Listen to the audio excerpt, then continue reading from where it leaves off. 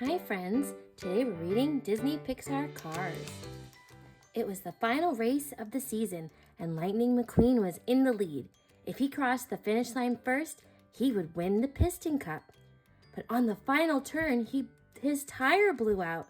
Lightning dragged himself forward. It was a three-way tie with the King and Chick Hicks. The judges decided to hold a tiebreaker race in California in 1 week.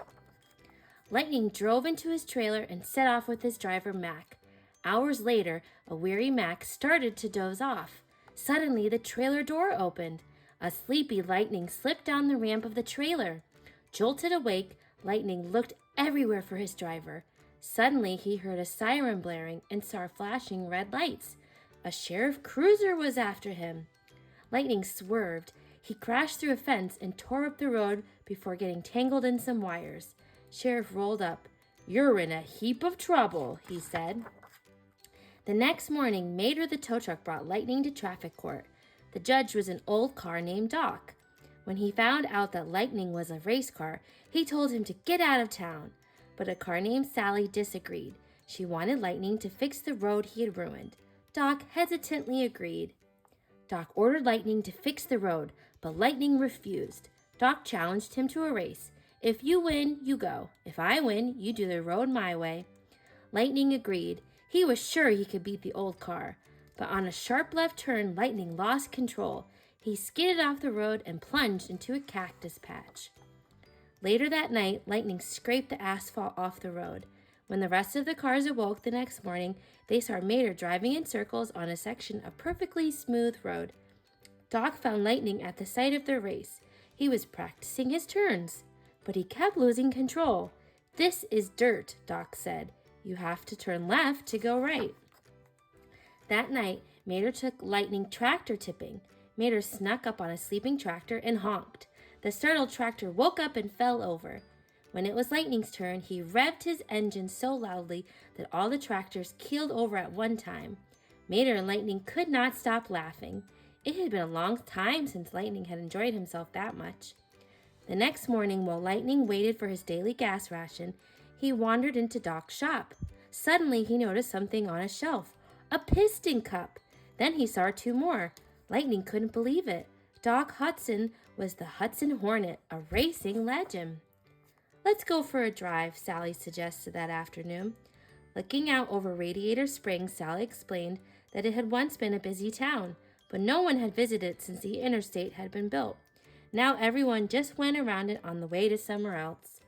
Later that day, as Lightning worked on the street, he saw Doc roaring around the dirt racetrack.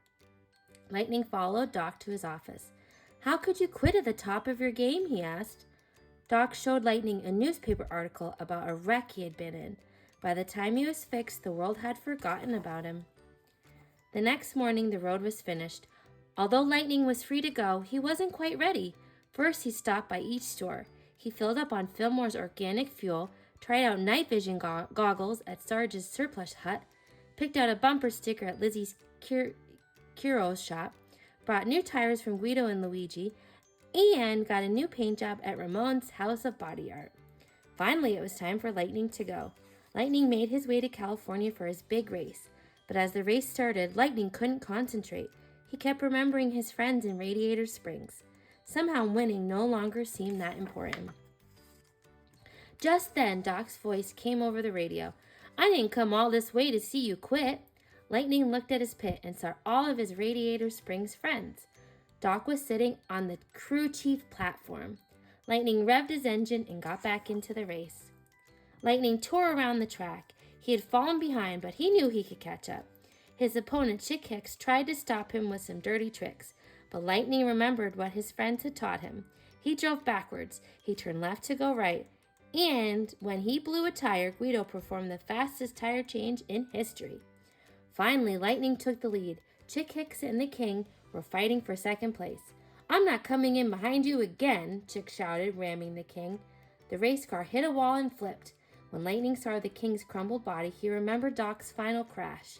The King had decided this would be his last race. Lightning couldn't let it end this way.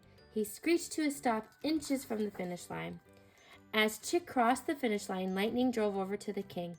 "What are you doing, kid?" Doc asked through the headset.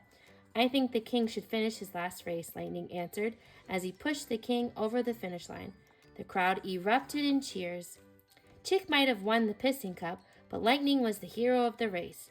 Tex, the owner of the Dynaco Oil Company, approached Lightning. "How would you like to be the new face of Dynaco?" he asked.